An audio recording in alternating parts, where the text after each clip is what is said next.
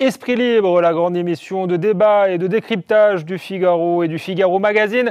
Un jeudi par mois, nous recevons une personnalité du monde politique et une personnalité du monde intellectuel pour approfondir un grand débat d'actualité. Cette semaine, nous avons le plaisir de recevoir l'ancien conseiller de Nicolas Sarkozy, Henri Guénaud, et l'écrivain, essayiste, éditeur Jean-Luc Barré, pour parler du général de Gaulle. Est-ce qu'il nous faudrait un nouveau général de Gaulle aujourd'hui? Sommes-nous face à une crise de régime ou une crise politique? Imagine-t-on le général de Gaulle à la place d'Emmanuel Macron? Qui pourrait être l'homme providentiel? Tout de suite, les réponses de nos deux esprits libres, Jean-Luc Barré et Henri Guénaud. Jean-Luc Barré, Henri Guénaud, bonjour. Bonsoir. Bonjour. Jean-Luc Barré, vous êtes l'auteur d'une biographie du général de Gaulle, dont le deuxième tome paraît le 22 octobre, le premier des Français. Et Henri Guénaud, on ne vous présente plus, ancien conseiller de Nicolas Sarkozy, mais vous avez écrit aussi sur le général de Gaulle, le nom de tout ce qu'il nous manque. Je vous poserai la question, justement, qu'est-ce qui nous manque aujourd'hui? Mais d'abord, pour commencer cette émission, je voudrais vous rappeler des images de juin 2024. Après avoir procédé aux consultations prévues à l'article 12 de notre Constitution, j'ai décidé de vous redonner le choix de notre avenir parlementaire par le vote. Je dissous donc ce soir l'Assemblée nationale. Jean-Luc Barré, donc vous êtes l'auteur de ce livre « Une vie » qui paraît chez Grasset, c'est le deuxième tome. Est-ce que vous imaginez le général de Gaulle dans cette situation? Alors, il se trouve qu'il a dissous plusieurs fois l'Assemblée nationale. Vous n'en êtes pas là dans votre biographie. Mais est-ce que vous attendiez à cela d'Emmanuel Macron? Et est-ce que ça vous paraît être une lecture logique des institutions, cette dissolution au soir d'une élection européenne?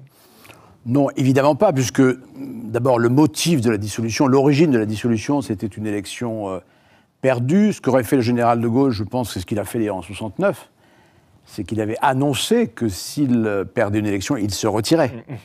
À aucun moment, Emmanuel Macron a dit, si les élections européennes, qui n'étaient pas non plus un enjeu tel que cet enjeu mérite une dissolution, s'il avait dit, d'ailleurs peut-être le sort de l'élection aurait été différent, peut-être qu'il aurait été pire pour lui ou différent pour lui. Donc c'est quand même là une dissolution de convenance, on l'a beaucoup dit, c'est user d'un droit qui fait partie effectivement de la Constitution, mais qui est un droit tout de même qui a des règles, enfin qui est organisé, qui ne dépend pas que de la volonté comme ça, un peu baroque ou momentanée d'un homme qui décide pour des questions liées à sa personne d'ailleurs. On a presque le sentiment d'une sorte de vexation personnelle qui fait qu'on perd une élection, on dissout. Je rappelle au passage que le parti qui avait demandé la dissolution, c'était le Rassemblement national. C'est-à-dire qu'en plus, non seulement c'était inexplicable, mais ça allait dans le sens d'un parti qui avait tout intérêt à cette dissolution, sans doute pour obtenir des législatives qui lui seraient bénéfiques. Enfin, le résultat est dramatique parce que le RN n'en a pas tiré le bénéfice qu'il pouvait en espérer, que peut-être le président d'ailleurs espérait qu'il retire. Il n'est pas impossible que Emmanuel Macron... Il y a un livre qui paraît en ce moment absolument, qui s'appelle Palais Bourbier, qui explique que Emmanuel Macron voulait une cohabitation avec le Rassemblement national. C'est très mitterrandien dans le calcul, c'est-à-dire que je mets l'opposition à la tête du pays, l'opposition se casse la figure et comme ça j'en tire les bénéfices. C'est même pas ce calcul-là apparemment qui a été fait, enfin je ne sais pas, en tout cas ça ne correspond absolument pas évidemment à l'esprit des institutions. Mais ce qui s'est passé là en juin n'est jamais que on va en parler, j'imagine, un lent processus de dégradation finalement de l'interprétation et de l'application des institutions. Henri Guénaud, comment vous interprétez ce qui s'est passé en juin? Est-ce qu'on imagine le général de Gaulle dans cette situation? Alors d'abord, revenons un instant sur les institutions. Le général de Gaulle n'a dissous qu'une fois, à ma connaissance. Enfin deux fois, une fois en 1962, une fois en 1968. Bon, en 1962, il y avait toutes les raisons de dissoudre, puisque le gouvernement Pompidou avait été renversé par l'Assemblée nationale, qui n'était pas à majorité gaulliste, depuis 1958, en tout cas pas une majorité absolue pour les gaullistes. Donc il répondait, c'est la première vocation d'ailleurs de ce droit du président de la République, il répondait à une crise de confiance avec le Parlement. Et il a décidé, au lieu de renvoyer le gouvernement, de renvoyer l'Assemblée nationale. En 1968, il y avait une crise comparable à rien de ce que nous connaissons aujourd'hui. C'était une question de confiance. S'il avait perdu, le général de Gaulle serait probablement parti. Bon, voilà, il fallait renouer le pacte de confiance entre le pouvoir politique, le pouvoir exécutif, le président en particulier, et le pays. Les deux cas de figure n'ont absolument rien à voir avec la situation actuelle. En fait, le droit de dissolution, il est inscrit dans nos institutions parce que c'est le pendant de la censure, de la possibilité pour le Parlement de renverser le gouvernement. C'est la marque même d'un régime parlementaire.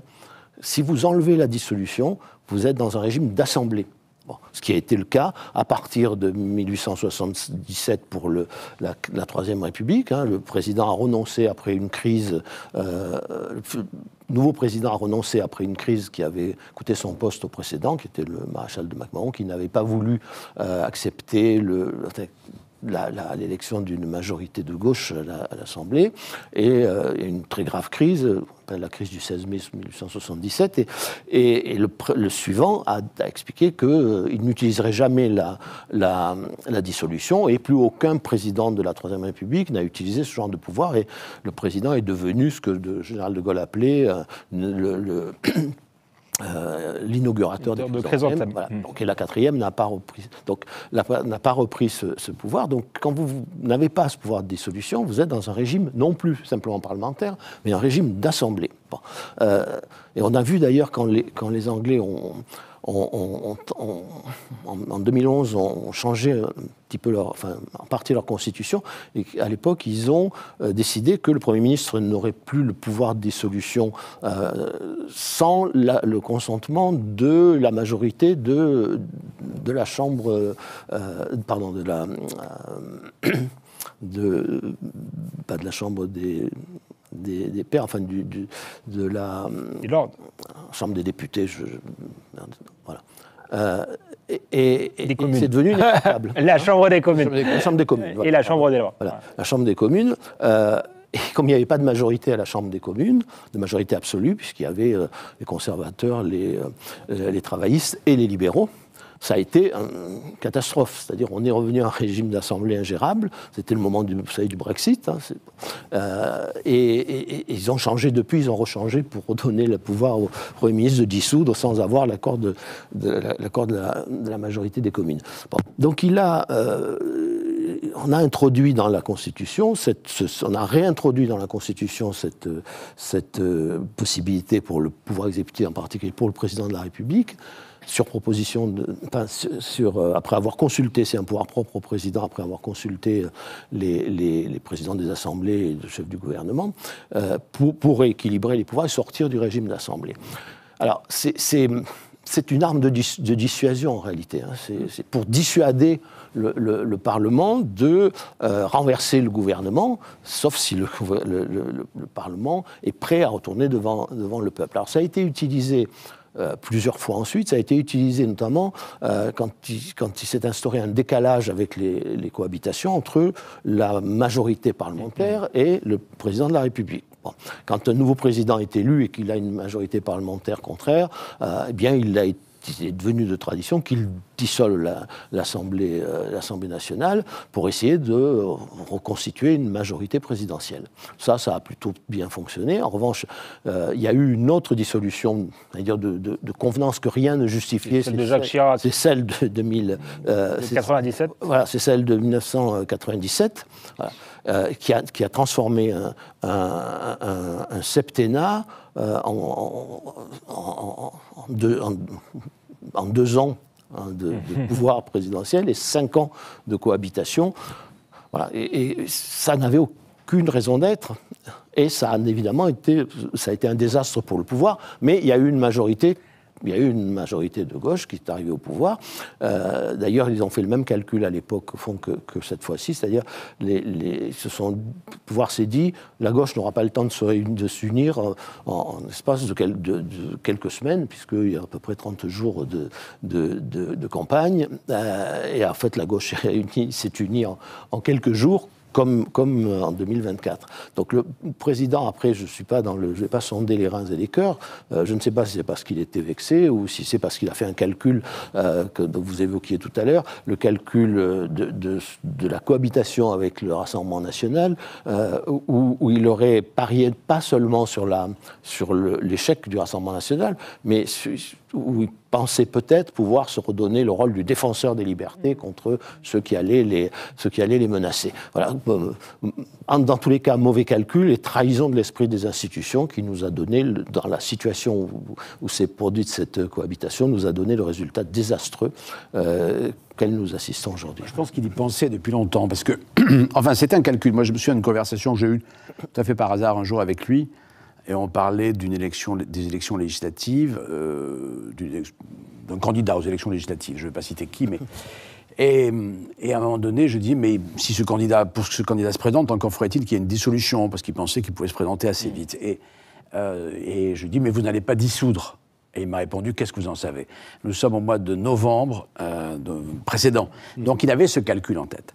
Mais ce calcul qui reposait sur quoi? Effectivement, peut-être sur l'hypothèse d'une nouvelle majorité, mais qui n'était pas justifiée en tout cas par le contexte électoral d'une élection européenne, qui est en général, qui ne mobilise pas beaucoup d'électeurs, et qui surtout n'a pas été annoncé. Enfin, le plus grave dans cette affaire, c'est que cette idée de dissolution, qui pour le général de Gaulle représente quelque chose d'important, de grave... qui engage sa responsabilité. Oui, directement. Mais la différence entre de Gaulle et tous ses prédécesseurs, pratiquement, c'est que de Gaulle, il y avait une espèce de pacte de confiance avec le peuple, qui passait par le référendum, il n'y a pratiquement pas une année où il n'y a pas de référendum, il n'y a pas d'élection. Ouais. Bon.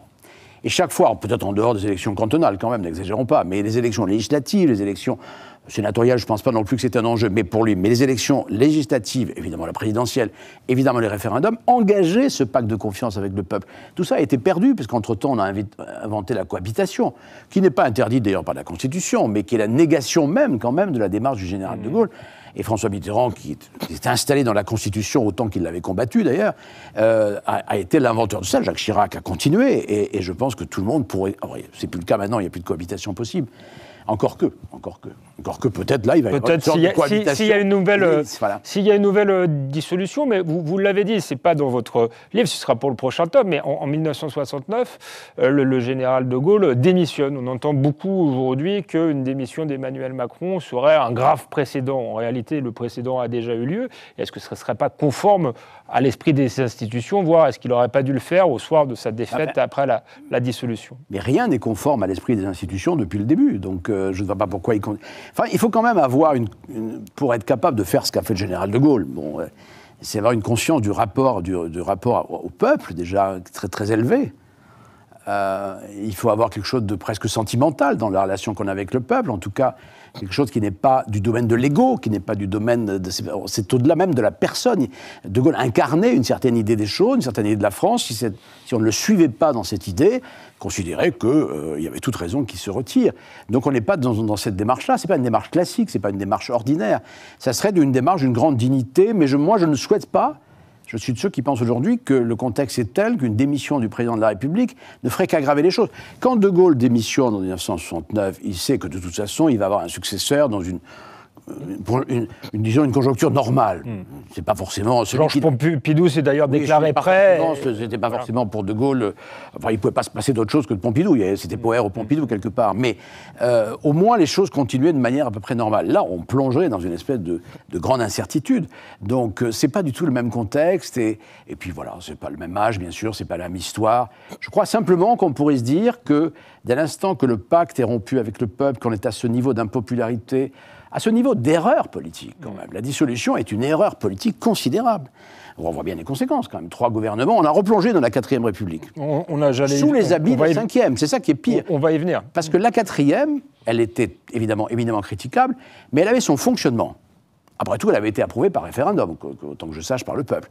En tout cas, pas de manière massive, mais elle a été approuvée, elle n'a jamais été vraiment démentie, et De Gaulle en a pris acte. Donc, et c'est pour ça qu'il est parti, entre autres. Mais là, on a inventé un système qui n'existe pas, qui était un système improbable de gouvernements successifs. On en est aujourd'hui à considérer que le prochain... D'abord, je pense qu'on est en plein dans un nouveau système qui s'appelle le chantage parlementaire. C'est-à-dire, je suis un groupe et je pourrais peut-être voter la censure si telle loi ne passe pas. L'autre dit exactement le contraire. Le président est ballotté et le Premier ministre ne sait que faire. Ça, c'est autre chose. C'est autre chose que la quatrième encore. Est-ce que, Henri Guénaud, je crois avoir la réponse, mais vous allez peut-être changer d'avis, est-ce que vous partagez l'avis de Jean-Luc Barré, une démission du président de la République ajouterait à la catastrophe? On peut se dire, les institutions sont totalement bloquées. Après tout, le seul moyen de les débloquer, c'est peut-être d'avoir un débat et une élection présidentielle, non? Alors, je partage tout à fait l'analyse de Jean-Luc Barré. Faut bien, encore une fois, il faut bien comprendre. Il y a le général de Gaulle et sa pratique des institutions, mais qui était celle du général de Gaulle. C'est-à-dire, je pose sans arrêt une question de confiance, et si à un moment donné la confiance disparaît, je m'en vais. C'est-à-dire, je ne dis pas je vais la reconstruire, on va rattraper le coup. Non, il dit voilà, il a besoin d'une confiance totale parce que c'est de Gaulle. Les institutions existent en dehors de la pratique même du général de Gaulle. Bon. Est-ce qu'elles n'ont pas été aussi pensées comme ça, avec une grande verticalité, mais aussi une horizontalité, c'est-à-dire que le président de la République a beaucoup de pouvoir, mais en même temps, il doit avoir une forte légitimité, non? Oui, alors il a beaucoup de pouvoir, il n'en a pas tant que ça. Enfin, la Ve République, c'est un régime parlementaire. Voilà, c'est parlementaire, ne serait-ce que parce que voilà, le jour où la majorité à l'Assemblée n'est pas à la majorité du président de la République, c'est le gouvernement qui a à sa tête le chef de la majorité parlementaire qui gouverne, pour l'essentiel. Bon. Et la cohabitation, moi, tiens ça d'une conversation que j'ai eue avec Michel Debré lors de la première cohabitation. J'étais comme beaucoup de gaullistes à l'époque, en me disant c'est quand même une sorte de détournement des institutions. Et il m'a expliqué de façon très convaincante qu'en réalité, elle était inscrite dans l'esprit des institutions. Alors, il était, lui, très parlementariste, hein, mais cette cohabitation, elle était normale, elle devait arriver un jour ou l'autre, et les institutions ont fait la preuve de leur solidité en traversant finalement assez bien l'épreuve de la cohabitation. Et il faut reconnaître à Mitterrand d'avoir très bien géré la première, d'avoir bien défini les contours des compétences du président de la République, au-delà même de ce qui est inscrit dans le texte. Hein. C'est là qu'est né que finalement le domaine réservé a été consacré. Ça n'a pas si mal marché que ça. Toutes les cohabitations qui ont suivi, d'ailleurs, ont fonctionné. Voilà. Les institutions ont fait la preuve qu'elles pouvaient traverser cette épreuve et qu'elles fonctionnaient bien d'une façon parlementaire quand le président n'avait pas la majorité à l'Assemblée nationale. Bon. Là, nous sommes pas du tout dans cette configuration. Nous ne sommes pas dans une cohabitation. Alors, là où je divergerai un tout petit peu, c'est que moi, je ne vois pas la situation actuelle comme un chantage de l'Assemblée nationale ou des partis. Les partis, aujourd'hui, sont prisonniers de l'opinion publique. Ils sont prisonniers de leur socle électoral. C'est-à-dire que, contrairement à ce qu'ont dit un certain nombre de gens au moment où cette Assemblée s'est formée, ils ont dit, ça y est, le pouvoir revient à l'Assemblée parce que, justement, elle est divisée, il n'y a pas de majorité, donc c'est là que tout va se passer. En fait, ça ne se passe pas tellement à l'Assemblée, ça se passe dans l'opinion publique, ça se passe dans le peuple français.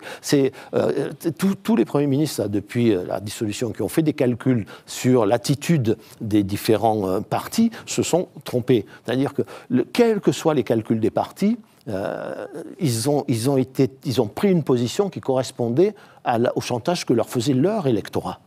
Voilà, le Rassemblement national n'avait pas forcément envie de voter la censure contre Michel Barnier. Mais quand les députés rentraient dans la circonscription, ils se trouvaient face à une pression très très forte, pas seulement de leurs militants, mais de leur électorat. Vous imaginez aujourd'hui un parti de gauche qui aurait voté la confiance par calcul à François Bayrou. C'était impensable, non pas à cause de leur calcul, mais c'était impensable à cause de leur base électorale. Voilà. Donc aujourd'hui, on est dans l'Assemblée reflète les fractures de la société, d'une société qui se radicalise, et les partis sont prisonniers de l'état de la société. Voilà. Donc on est dans quelque chose qu'on n'a jamais connu pour l'instant, pas seulement sous la Ve République, à mon sens, mais même sous les républiques précédentes. Mais vous pensez que sous la 4e ou la 3e, les députés n'étaient pas prisonniers de leur opinion publique ? Je pense qu'il y a un moment où... c'est d'ailleurs une des raisons pour lesquelles De Gaulle a inventé finalement des institutions qui ne peuvent fonctionner que s'il y a une majorité quasi absolue.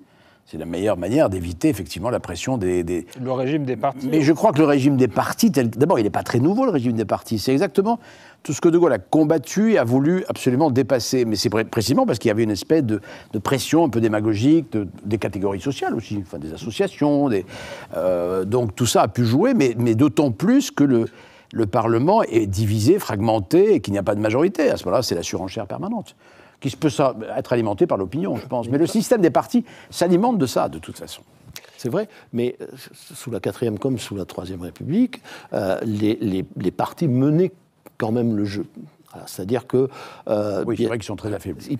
Ils menaient le jeu, et d'ailleurs sous la 4e, on se retrouve dans cette situation, dans cette configuration en partie aujourd'hui. Vous aviez la majorité de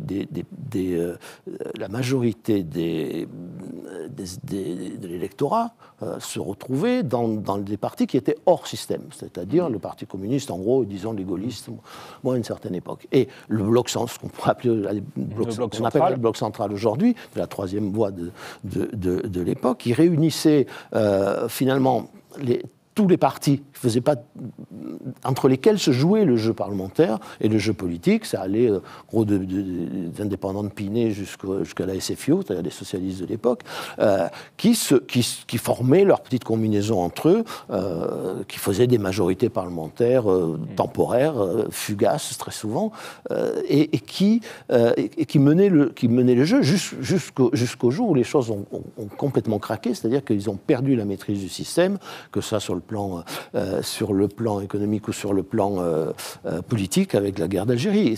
Et ça n'a craqué que lorsque les politiciens sont arrivés au bout du bout de leur pouvoir, et comme toujours d'ailleurs, quand ils sont arrivés au moment où ils ont eu peur, voilà, peur qu'on les jette à la Seine, peur que les parachutistes les jettent à la Seine. Mais c'est pas la première fois. La réalité, c'est que plus qu'encore que les partis, les politiciens occupent tous les postes de responsabilité et que la situation du pays, du monde devient tendue, on va toujours à la catastrophe et ils tiennent toujours jusqu'au bout. Voilà, ils ont tenu jusqu'à la défaite de 40, ils ont tenu jusqu'au 13 mai 1958. Voilà, et en fait, si vous regardez sur 200 ans, ils ont tenu toujours jusqu'au bout, ils n'ont craqué que soit devant le coup d'État, soit devant la menace, soit devant la défaite ou la menace encore une fois, de subir eux-mêmes les conséquences qui auraient pu être tragiques de leur obstination. Voilà. On en est là, c'est-à-dire qu'il y a à la fois un recommencement qui est fait que les politiciens échouent. Voilà, c'est-à-dire quand les hommes politiques se sont comportés comme des politiciens, que le système des partis a quand même été... Le Parti communiste, il tenait ses troupes, le Parti socialiste à peu près, aujourd'hui, plus personne ne tient rien parce que ces partis ne sont plus des familles politiques, ces partis ne sont plus que des cartels électoraux, et ils sont adossés à une société qui est totalement radicalisé, totalement fracturé. C'est quoi, Jean-Luc Barrès ? C'est une crise de régime ? C'est une crise institutionnelle ou c'est une crise politique que nous avons ? Moi, je crois que c'est une crise de qualité des dirigeants. C'est une crise aussi de... c'est Malraux qui disait qu'au fond, les partis politiques reprochaient à De Gaulle de les empêcher de jouer. Et De Gaulle les a empêchés de jouer. La nature des partis politiques, c'est de jouer. C'est de jouer. Alors, c'est idéal quand on peut démolir des majorités, renverser, etc., sous prétexte d'un débat, sous prétexte de l'intérêt général. Donc, évidemment, moi, je pense qu'on n'a pas cessé de s'éloigner, finalement, de l'esprit des institutions. Quand même, les institutions, elles ont été pesées, elles ont été réfléchies, elles ont été méditées par De Gaulle pratiquement depuis la période de la France libre. Et toute la période de la traversée du désert est une période où il ne cesse de réfléchir à ces institutions. Donc, il n'y a plus que Marine Le Pen, hélas, qui dit que les institutions sont excellentes. J'ai vu ça récemment c'est d'abord évidemment un comble, mais enfin, pourquoi pas, parce qu'elle le dit, et que d'autres le disent surtout. Je veux dire que ce qui s'est passé, c'est qu'à partir du moment où on a pensé au quinquennat, voilà, soi-disant que le grand problème du pays, c'était le septennat, alors que ces institutions sont fondées sur la durée. Que le cumul des mandats, à l'air de rien, a été un déficit démocratique, parce que subitement, on a bien vu que la qualité de nos représentants à l'Assemblée était moindre, parce que les maires des grandes villes, parfois, préféraient rester maires. Qu'on a introduit toutes sortes de changements. Même l'ENA, subitement, l'ENA devenait, soi-disant que l'ENA n'était qu'un pourvoyeur de gens qui nuisaient à la nation. Enfin, tout ça, c'est des discours démagogiques qui ne règlent rien, mais qui, en attendant, affaiblissent progressivement les institutions. Moi, je pense que la cohabitation a été tout de même un problème, même si elle a plutôt bien fonctionné, mais enfin, elle débouche quand même. C'est une des raisons, me semble-t-il, quand même, du fait que Jean-Marie Le Pen se retrouve au deuxième tour en 2002. Parce qu'à force qu'on retrouve c'est les mêmes partis de gouvernement, pour peu qu'ils échouent ou donnent l'impression d'échouer, alors on aboutit à l'émergence des extrêmes. La grande réussite d'Emmanuel Macron, c'est tout de même à force de dégagisme. Et là, c'est quand même le comble, parce qu'au fond, De Gaulle n'a jamais été contre l'idée que les partis existent. Pour une raison très simple. En 1900, Jean Moulin lui avait expliqué qu'il ne pouvait pas, de toute façon, rassembler la nation s'il ne redonnait pas aux partis existants, et Dieu sait si De Gaulle considérait que les partis avaient fait un travail désastreux, était à l'origine de la défaite de 40, mais la démocratie française, où il n'y a plus de république, où il y a quand même des partis dans une république. Et donc c'est pour ça qu'il leur a donné, d'ailleurs à son détriment, droit à nouveau à l'existence en 1944. Et qu'est-ce qu'il va faire d'ailleurs, il a compris qu'il avait besoin lui-même d'un parti, puisqu'il va créer le RPF dans cette période. Et pendant toute la période de la Ve République, les partis se sont bien portés. Il y avait un parti communiste fort, il y avait un parti socialiste fort, il y avait un parti de droite, enfin en tout cas gaulliste fort, il y avait même un centre fort, il y avait une extrême droite un peu mineure, mais enfin quand même qui avait fait un score aux élections de 1965. C'est comme ça que les choses peuvent... Et ces partis étaient limités dans leur pouvoir par les institutions. C'est un équilibre parfait. On a fait exactement l'inverse. C'est-à-dire que désormais, on a affaibli, au nom du dégagisme, on a affaibli l'ensemble des partis politiques qui n'étaient pas en très bonne santé, nous sommes d'accord. Macron a été incapable de créer un parti politique qui puisse se substituer à ceux qui étaient chancelants. Et la réussite, c'est la montée des extrêmes. La grande nouveauté depuis le début de la Ve, c'est que jamais la gauche et l'extrême droite n'ont été à ce niveau-là. Et ils sont tous, chacun est aux portes du pouvoir, d'une manière ou d'une autre. Donc, c'est pas une crise de régime, c'est une crise de faiblesse d'une classe politique qui a trouvé que ces institutions étaient trop contraignantes, trop exigeantes, et qu'à partir de là, il fallait réformer, il fallait changer, il fallait dégager, etc. Donc on paie tout ça, on paie ces faux discours, on paie ce laxisme, cette faiblesse d'une classe politique qui n'est pas à la hauteur des institutions, en fait. Et bon nombre et quelques présidents de la République qui n'ont pas été, à mon sens, à la hauteur de ces institutions. Je crois qu'il faut veiller à ce que tout de même, un président de la République... Les Français sont attachés à l'idée du président de la République. Malheureusement, même cette notion est en train de devenir une notion très relative. Et c'est quand même la première fois, à mon sens, peut-être que je me trompe, mais que l'opinion publique, à ce point-là, demande la démission du président. Enfin, c'est quand même une des premières fois. C'est extrêmement grave, parce que qu'est-ce qui nous reste Alors, changeons les institutions. Mais vous savez, le changement d'institution, c'est le retour à la 4e. Il n'y a pas d'alternative, c'est la 5e ou la 4e. Où est-ce que c'est le retour à la 5e ? J'allais poser une autre question, mais vous l'avez dit vous-même, Jean-Luc Barré. Vous l'avez vu vous-même, Jean-Luc Barré, elle a été dévoyée. Oui. Alors, dans la pratique, même si elle a montré qu'elle était résistante, elle a été dévoyée aussi peut-être par l'état de droit, enfin, par les réformes constitutionnelles successives. Aujourd'hui, est-ce que la Constitution de la Ve République est toujours la Constitution de la Ve République ? Alors, l'état du droit, c'est pas seulement la Constitution. C'est-à-dire que ce que vous avez dit de plus... il y a une place, par exemple, du Conseil constitutionnel qui n'était pas celle de l'époque du général de Gaulle. C'est que, alors, les radicalités, elles montent partout, regardez dans toutes les sociétés occidentales, quelles que soient les institutions. Bon, mais pourquoi on en arrive là ? Vous avez dit l'essentiel, c'est que nous avons eu une classe politique qui n'a pas été à la hauteur des institutions. Et ça, c'est le plus important. Alors, à la hauteur des institutions, ça ne veut pas dire que tout le monde doit être De Gaulle, ou Michel Debré, voilà. Mais en tout cas, là, on est quand même... Le décalage a été considérable et n'a cessé de s'élargir. Et c'est ça qui a fait aussi l'état du droit. Parce que vous avez cité à juste titre le cumul des mandats, vous avez cité à juste titre le quinquennat. Voilà. On pourrait rajouter la façon dont nous avons voulu construire l'Europe et la façon dont la classe politique a finalement détruit la responsabilité politique.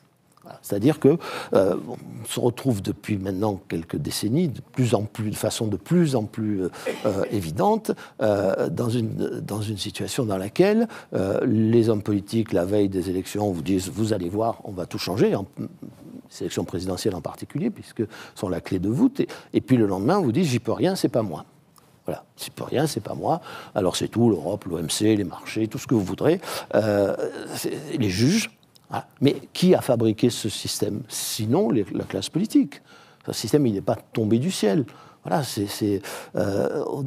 on a laissé le Conseil constitutionnel annexer le préambule de la Constitution. Ça s'est fait pas à pas pendant des décennies. Valéry Giscard d'Estaing a donné à 60 députés et sénateurs la possibilité de saisir le Conseil constitutionnel. Bon, tout ça s'est pas fait en un jour. Tout ça s'est fait progressivement et avec une sorte d'obstination de la part du personnel politique qui avec le recul, est sidérante. Voilà. Et aujourd'hui, il se retrouve obligé de faire semblant sur tous les sujets. Vous faites une loi sur l'immigration. Dites, vous allez voir, on va régler tous les problèmes. Bon, très bien.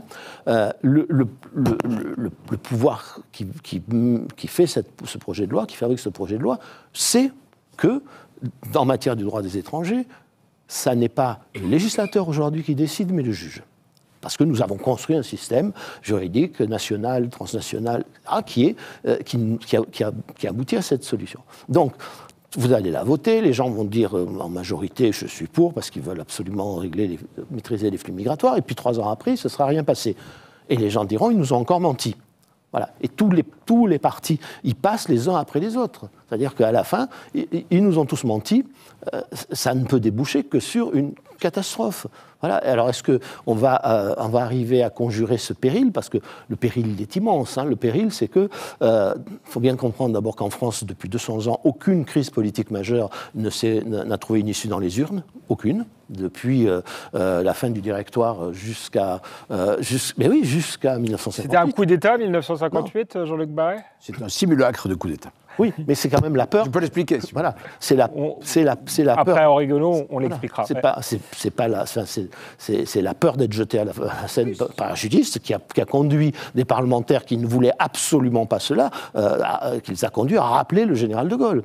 Et effectivement, le général de Gaulle n'a jamais supprimé les partis, il n'a jamais apporté atteinte à la démocratie, même pas à la démocratie parlementaire. En 1944, il fait appel aux partis. Le Conseil national de la résistance, c'était effectivement le triomphe de la thèse de Jean Moulin. Bon, en 1944, on les rappelle, tous ceux qui veulent venir. En 1946, le général s'en va, il ne fait pas un coup d'État, hein, il les laisse gouverner. En 1958, la première chose qu'il fait, il devient, on a oublié, c'est le dernier Premier ministre président du Conseil. 6 mois, voilà, ce qui est quand même... Voilà, avec le pouvoir pendant 6 mois, et un gouvernement où la plupart des partis sont représentés. Voilà, et qui vont accepter, parce qu'ils ont eu peur, qui vont accepter qu'on fabrique une constitution dont la plupart d'entre eux ne voulaient absolument pas. Voilà. Donc,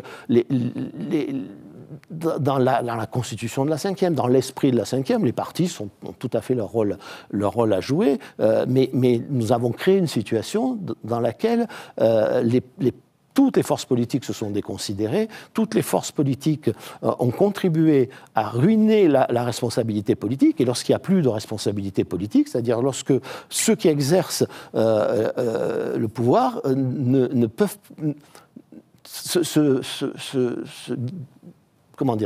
s'innocentent eux-mêmes de ce qui se passe. C'est pas moi, voilà, c'est pas moi, j'y peux rien. Donc, et effectivement, c'est pas eux, sont les juridictions, c'est le droit, c'est les institutions que nous avons petit à petit dénaturées.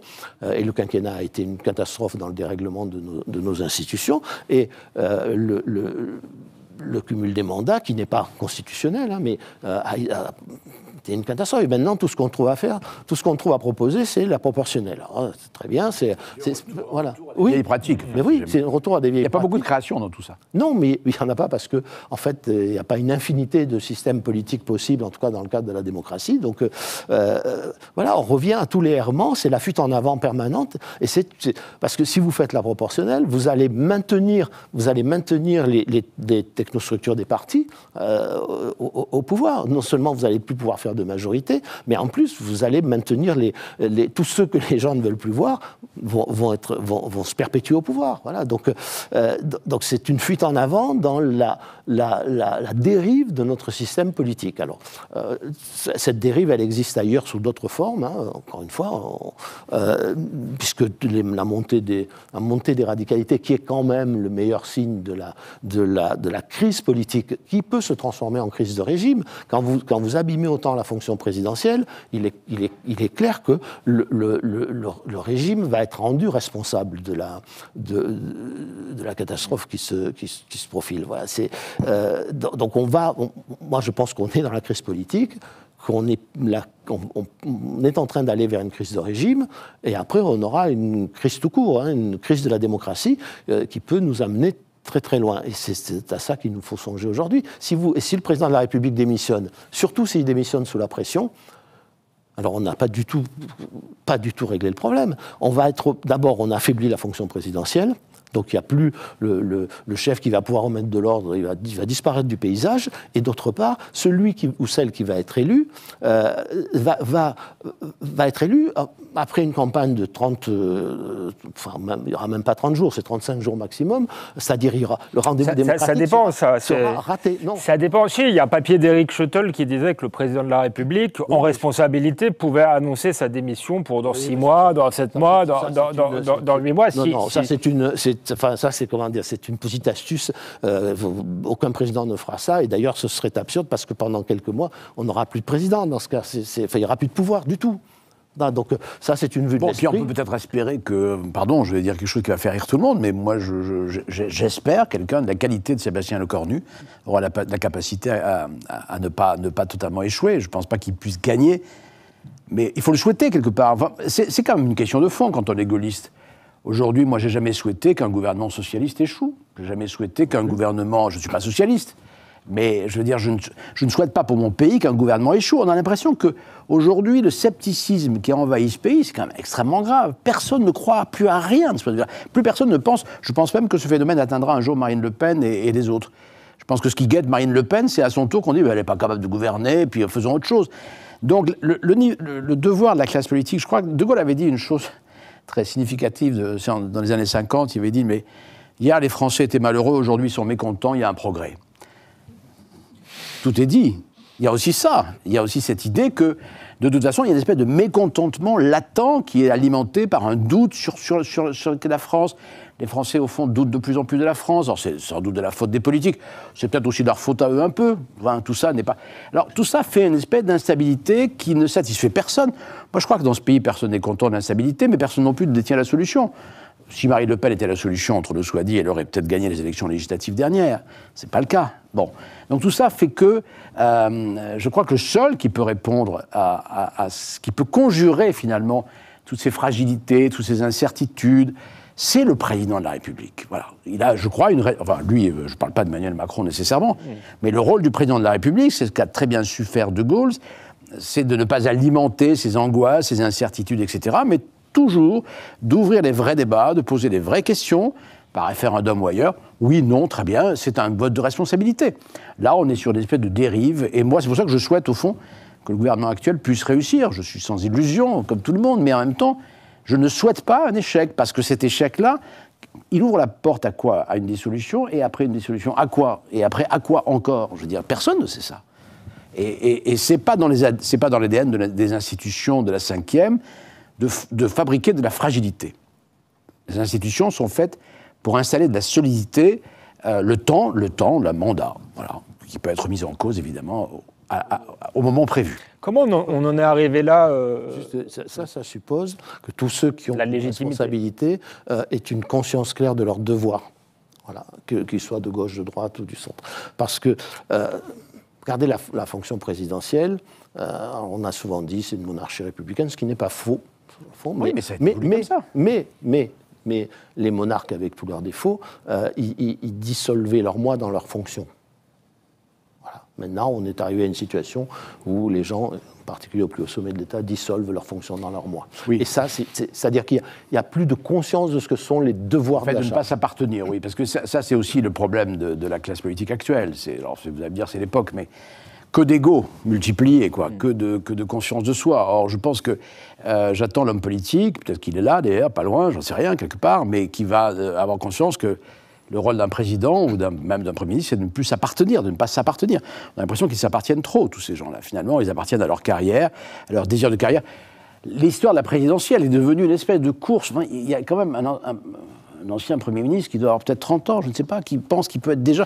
Il y en a un Gabriel Attal, pour ne pas le citer. Oui, c'est ça. Il y en a un autre au Front National qui, à 30 ans, pense...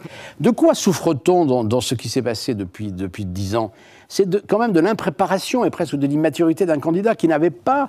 On ne devient pas président de la République comme ça. Je veux dire, un comédien amateur ne va pas jouer Cid à la Comédie Française du jour au lendemain. Il faut qu'il répète, il faut qu'il prépare, il faut qu'il apprenne son texte.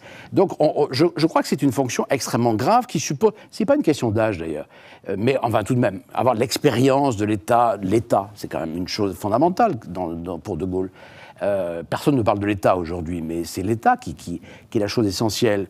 Et à ce moment-là, il faut avoir une certaine expérience des choses, aussi une certaine vision des choses, qui distingue évidemment De Gaulle de tous les autres, ou presque, c'est la vision. C'est-à-dire la capacité à imaginer, à parler de son pays et du monde 20 ans, 30 ans en avance. On a l'impression qu'une autre formule de Gaulle que j'aime beaucoup, on disait un jour, c'est la politique à la petite semaine qui se pratique sous la 4e. Il dit, mais non, vous vous trompez, c'est la politique à la petite journée. On en est là. Non, mais c'est vrai. Ou à la petite demi-journée ou à la minute. Politique à la petite journée. Mais j'aurais... Disait De Gaulle à propos d'Alexandre. Alexandre le Grand, arrivé à l'Empire du Monde très très jeune, il disait derrière Alexandre, il y a Aristote. Oui, cherchez donc Aristote, oui, bien ou sûr. l'équivalent derrière chacun de nos prétendants. Cherchez Alexandre aussi, si vous Voilà. Cherchons Alexandre aussi. Oui, mais c'est Alexandre était. Oui, bien sûr. Voilà, tout le monde, tout le monde n'est pas Alexandre, tout le monde qui n'était pas très vieux d'ailleurs. Vous avez bien compris que je parle de la maturité au sens de l'expérience. J'ai bien compris. J'aurais pu commencer par là. Vous avez parlé de vision à propos du gaullisme. Comment vous définissiez le gaullisme ? On dit aujourd'hui beaucoup que c'est un pragmatisme. Est-ce que c'est pas un peu une définition un peu simpliste qui permet de transformer en gaulliste à peu près tout le monde et n'importe qui ? Voilà. C'est bien le problème, c'est que tout le monde a prétendu à l'interprétation du gaullisme, que cet héritage n'a pas cessé d'être dévoyé, qu'en réalité De Gaulle n'a pas laissé un exemple. Mais le pragmatisme, chez De Gaulle, c'est l'art des circonstances. C'est-à-dire qu'on adapte, effectivement, on s'adapte à certaines circonstances, mais qu'il y a une vision de fond. Sur la plupart des grands sujets, même sur la question coloniale. Il n'y a pas de pragmatisme chez De Gaulle. Il a une certaine idée de ce qu'il veut faire des colonies, ou plutôt de la fin des colonies. Bien sûr, il y a du pragmatisme dans la façon de procéder, parce qu'il y a des circonstances. Mais sur toute une série de sujets... le sens de l'État, l'importance de l'État, la stabilité politique, une certaine vision de l'Europe, parce que je suis de ceux qui pensent que De Gaulle était européen, enfin, je le pense parce que c'est une vérité historique, peut-être pas évidemment l'Europe telle qu'elle est aujourd'hui, mais une certaine idée de l'Europe, une certaine idée du monde, une certaine idée de l'indépendance nationale, de la souveraineté nationale. Tout cela, ça forme un ensemble de valeurs exigeantes. C'est pas des valeurs faciles, pas des valeurs commodes. Le pragmatisme permet de tout balayer. On peut prendre un peu de ceci et de cela ici et là, mais c'est pas du tout ça. Sur l'indépendance, eh bien, il y a des moments de l'histoire. Moi, je pense que le gaullisme, c'est comme l'amour. Il n'y a pas du gaullisme, il y a des preuves de gaullisme, quelque part. Et on peut être gaulliste. Moi, je cite toujours le cas de Jacques Chirac sur l'Irak, et je pense que là, il a fait preuve de gaullisme. On peut dire après qu'il était plus pompidolien que gaulliste, tout ce qu'on veut. Mais donc, c'est des moments de l'histoire où on fait preuve d'imagination, on fait preuve on pense à l'intérêt national, on pense à la France, pas à la droite et à la gauche. Je veux dire, le problème, ce qui pourrit aujourd'hui le débat politique, c'est « je suis à droite ». C'est quand on a dit « je suis à droite », on a tout dit. Quand je suis à gauche, on a tout dit. Personne ne parle de la France. La France, De Gaulle a dit une phrase quand même qui est restée, en disant « la France, c'est pas la gauche, c'est pas la droite ». Et c'est vrai. Je veux dire, évidemment, ça n'empêche pas qu'à droite, il puisse y avoir une certaine vision des choses, une certaine application des choses. Ça, je le reconnais, ainsi qu'à gauche.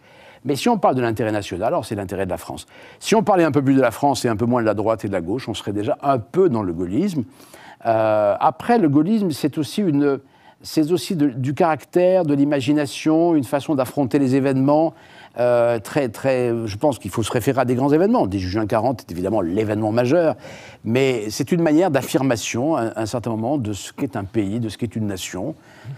Quand faut-il y croire, quand faut-il le penser profondément, mais je pense que dans le gaullisme, il n'y a pas un dogme, il n'y a pas une théorie. Je pense d'ailleurs que De Gaulle n'aimait pas le mot gaullisme en soi, donc à plusieurs reprises il l'a dit. Je pense qu'il y avait une certaine idée profonde de son pays, de ce qu'était l'histoire de son pays, de ce qu'était la mémoire de son pays. C'est aussi un reproche que je peux faire à Emmanuel Macron, dire qu'il n'y a pas de culture française. Enfin, écoutez, c'est quand même quelque chose d'absolument aberrant en soi. Donc, et bien sûr qu'il y a une culture, il y a une mémoire française, il y a une continuité française aussi.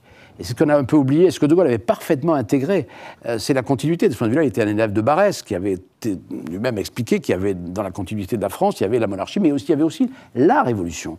Donc, il y a un côté révolutionnaire aussi dans la vision que De Gaulle avait de la justice sociale, par exemple. Je pense que c'est un homme qui était pénétré de l'idée qu'il fallait dépasser la lutte des classes, d'une part, et inventer un modèle pour lutter contre alors, il avait son idée avec l'idée de l'association capital-travail, mais il était hanté par l'idée de l'injustice sociale.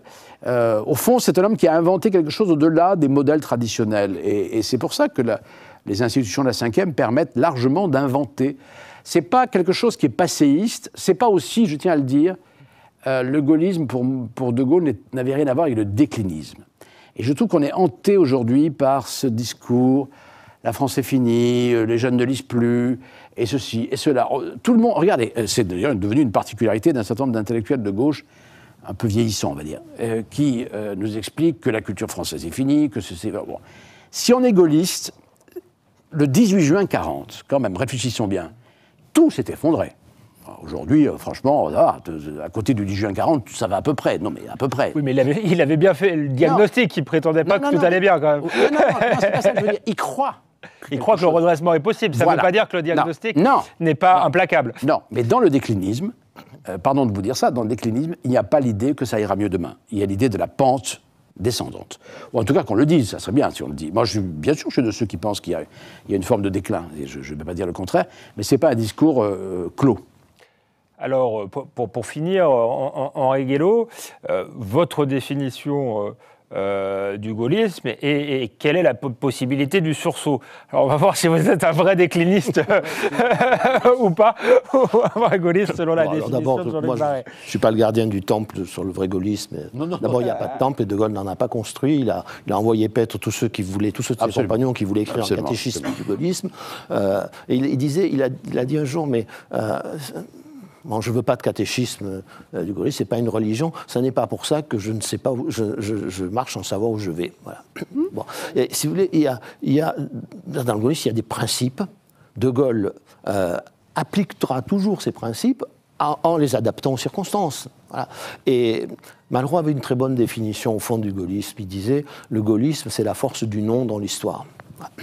Alors, c'est pas facile à expliquer parce qu'on va tout de suite imaginer que le gaullisme n'était pas une espérance. Mais non, il rajoutait, Malraux rajoutait, le nom du 18 juin fait écho à celui de Jeanne d'Arc et à celui d'Antigone. Alors, mais ça a une signification très profonde. C'est-à-dire que, d'abord, dans le gaullisme, il y a une idée de l'homme. Voilà. Ça peut paraître très loin de la politique, mais il y a une idée de l'homme. Et cette idée de l'homme, elle est dans cette force du nom, c'est-à-dire du refus ultime dans lequel se loge l'ultime cri de la liberté de l'individu, de l'homme, de la personne. Voilà. Et Roosevelt avait tort quand il disait De Gaulle se prend pour Napoléon et pour Jeanne d'Arc. Il ne se prend pas pour Napoléon et pour Jeanne d'Arc. Il est le continuateur, ce qui n'est pas la même chose. C'est-à-dire que tout ce que vous avez dit sur le gaullisme, on pourrait le dire en partie, même si De Gaulle n'aimait pas beaucoup Napoléon, de ce qu'a été le bonapartisme, en prenant ces deux versants, le premier et puis le neveu Napoléon III. C'est-à-dire que Napoléon d'ailleurs disait, de l'histoire de France, je prends tout. Depuis de Jeanne d'Arc jusqu'au comité de salut public. Voilà. Voilà. Et ça, c'est la vision que le gaullisme a de l'histoire de France et de l'âme de la France. C'est-à-dire, et il va d'ailleurs essayer d'en faire la synthèse dans les institutions de la Ve République, puisque, je reviens à cette idée de monarchie républicaine, mais qui est assez vrai au fond, c'est-à-dire que bon, on ne va pas refaire un empereur, on ne va pas refaire un roi, mais on va quand même répondre à ce surmoi monarchique français qui est très profond, en donnant au président de la République un rôle qui était aussi le rôle du monarque, c'est-à-dire la personne qui est là pour incarner la souveraineté, parce qu'une souveraineté qui ne s'incarne pas, c'est quelque chose de beaucoup trop abstrait. Et la France a beaucoup de mal, depuis qu'elle a guillotiné Louis XVI, à trouver une figure stable de la souveraineté. On voit bien que même l'effort de Gaulle pour l'inventer commence à s'effriter. Bon. Donc la souveraineté, le président, il est là pour garantir l'indépendance de la nation et son unité. Bon, et ça, on a complètement oublié, c'est-à-dire De Gaulle, comme ses successeurs jusqu'à une certaine époque, jusqu'à l'époque actuelle, vont avoir malgré tout, malgré leurs faiblesses, malgré leurs défauts, cette conscience du devoir d'unir la nation. Voilà. Et quand, ce que vous appelez la droite, mais dit souvent, mais comment vous n'avez pas cédé à la rue, mais De Gaulle lui-même, quand il était nécessaire de céder pour ne pas diviser trop les Français, il cédait. Il a cédé sur la réquisition des mineurs en 1963. Il a même cédé sur la pension du combattant en 1958. Et en 1968, il va finir par accepter. Il n'a pas fait tirer. Ouais, voilà. Même si ça a été difficile pour lui de l'accepter, il a fini par céder à l'idée que Pompidou lui a vendu, c'est à savoir que il fallait négocier avec les syndicats d'une part, il ne fallait pas utiliser la force pour évacuer la Sorbonne. Bon, voilà, c'est que l'unité est passée avant tout. Mitterrand l'a fait avec l'école libre, Chirac l'a fait avec le CPE et même avec la réforme Juppé, Hollande l'a fait avec les bonnets rouges. Il y a un moment donné où l'unité, ça compte plus que le reste. Et ça, c'est le rôle du souverain, du président de la République, c'est-à-dire la nation, elle doit perdurer contre la lutte des classes, contre tout ce qui finalement la divise de façon radicale. Ça ne veut pas dire qu'il n'y a pas de débat politique, qu'il n'y a pas de diversité, qu'il n'y a pas d'affrontement démocratique, mais à la fin, le président, il est là pour défendre l'unité, et quand il ne trouve pas la solution, eh bien, il dit aux Français, voilà, je sais que ça vous divise, c'est vous qui allez trancher. Et c'est ça l'essence de la Ve, et c'est au fond l'essence du gaullisme. Dans l'essence du gaullisme, il y a une idée de l'homme, il y a aussi une très haute idée de ce qu'est un chef. Voilà. Qu'il décrira admirablement dans Le fil de l'épée, et qu'il mettra en pratique dans toute sa pratique du pouvoir. Voilà. Et le gaullisme, si vous voulez, c'est pas un catéchisme, c'est pas un dogme, c'est une histoire, le gaullisme. C'est une histoire qui commence, on va dire, le 18 juin 1940, qui va s'achever en gros en 69. Et qu'est-ce qu'être gaulliste ? C'est trouver qu'il y a un sens dans cette histoire et qu'il y a encore une leçon à en tirer. Voilà. C'est gaulliste celui qui trouve une inspiration dans cette histoire du gaullisme, c'est-à-dire dans ce que De Gaulle a accompli pendant sa vie active de chef d'État comme de chef de la résistance. C'est une leçon. C'est une histoire, ça n'est pas une théorie, ça n'est pas une idéologie, mais ça ne veut pas dire que c'est juste un pragmatisme, que c'est juste une... Non, il y a dans sa façon de gouverner, dans sa façon d'être un chef, il y a une leçon. Et quand il n'y a plus de gaullistes, quand plus personne ne tire de leçons de cette histoire. Voilà. Je veux dire... Ce sera le mot de la fin. J'ajoute une phrase. J'ajoute une phrase. Je dis simplement que, d'abord, si on se réfère au gaullisme, autant savoir ce qu'est le gaullisme, en tout cas l'action, pas le gaullisme, mais l'action du général de Gaulle, ça c'est déjà important. Mais il ne suffit pas de faire ça. Le gaullisme, ce n'est pas un musée. De Gaulle est plus vivant que jamais, je trouve, parce que précisément, il nous laisse un message fort. Donc se référer à ce message mais pour l'adapter et pour l'enrichir et pour le dépasser encore, parce que le gaullisme n'est pas figé. Merci Jean-Luc Barré, merci Henri Guénaud. On rappelle votre livre, Jean-Luc Barré, le général de Gaulle, Une vie, le premier des Français, c'est le tome 2 de votre grande biographie du général de Gaulle. Et on se retrouve le mois prochain pour un nouveau numéro d'Esprit Libre.